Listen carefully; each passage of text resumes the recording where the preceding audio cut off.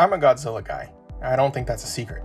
Everyone around me in recent months has been subjected to incessant talk about Godzilla this, Godzilla that. But behind the borderline obsession is serious thought about how the character, created 70 years ago, has survived across two major world markets. Nowadays, you may need to explain which Godzilla you're talking about. Legendary Godzilla, the American iteration, has only been in theaters since 2014. This is contrary to Toho Godzilla, where the character was created so long ago. The American market actually had their own Godzilla in 1998, but we're not talking about Zilla today. If you were to compare the different productions of Godzilla, it would be like comparing Paramount Jason Voorhees to New Line Cinema Jason Voorhees. Both are the same, sure, but they're built on entirely different foundations. With the release of Godzilla Minus One, audiences have been maintaining a discourse that the quality of American Godzilla movies are not up to Toho standards. They say that Legendary's Godzilla is a cheap superhero knockoff cash grab, while Minus One is one of the best pieces of film that year.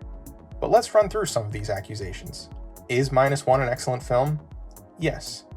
Is Legendary's Godzilla a superpowered version of the post-war allegory? Yes. Are the visual effects in Minus One absolutely stellar? Yes. Is Legendary's Godzilla a cheesy popcorn franchise meant only to see behemoth monsters beat the hell out of each other? Yes. Does that make either any less viable than the other? No. I'm here to argue that while I do agree that Minus One can serve as a wake-up call to Hollywood, I don't think it necessarily needs to be, and that it's okay to be a fan of either version of Godzilla. There doesn't need to be an us versus them conversation. Each film has merit in their own interpretation. Let's look at Minus One and the Japanese audience. It makes sense that a Godzilla movie coming out of Japan would portray the character like he was originally, a raging force of nature bent on destruction. That's what Godzilla was in '54, that's what he was in Shin Godzilla in 2016, and that's what he is now. American producers, on the other hand, have never really grasped the fact that the Godzilla allegory was about the terrors that the American military unleashed upon Japan. It makes sense that our domestic Godzilla wouldn't flaunt the actions that led to the deaths of millions. Instead, Legendary has chosen to explore the more modern American fascination of the anti-hero. American Godzilla is a creature that fights for humans rather than against them. Yeah, he destroys the city, but he does it while fighting against a bigger evil. And sometimes he even does it with his pal King Kong. The MonsterVerse franchise is a visual slugfest that scratches the itch of seeing unadulterated giant monsters. Are they great feats in cinema? Maybe not.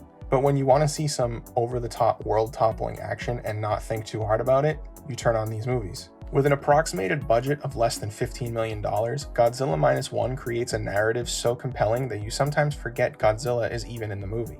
Besides just the visuals, the script exemplifies a masterclass talent at writing characters in a meaningful way. At no point does the viewer want Godzilla to win. Minus One Godzilla is an embodiment of evil, unlike his legendary counterpart. There is a distinct line between the humans and the monster, good versus evil. And on top of all of that, there is no other monster for Godzilla to fight. It's Godzilla versus human ingenuity. Underneath all of the plot, characters, and setting, Minus One never loses focus of the themes that made the title character so meaningful in 1954. That's right, the Godzilla allegory. Mindless destruction and violence while civilians are still scrambling to clean up from a war fought by others. Minus One is a story of hope, and you do not forget that after seeing the movie. The final scene hits you with a rush of adrenaline among the action of the humans trying to kill Godzilla. It's the same adrenaline that you feel when Godzilla and Kong are fighting Scar King and Shimo in Rio de Janeiro, just presented in a different manner. I want to make it clear that any arguments about Minus One being leagues above anything Legendary produced are totally valid. The visual effects are beyond any CGI-heavy movie in the American market.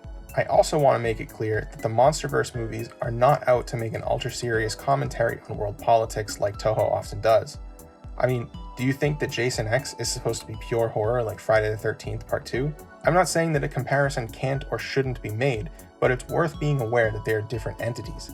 Godzilla Minus One should be a welcome addition to the Godzilla mythos, as well as a shining example of what a well-made film can be, with or without giant monsters. But none of that means we can't give ourselves the guilty pleasure of mind-numbing action from time to time. I myself am looking forward to the next MonsterVerse movie on top of anything that Toho decides to make.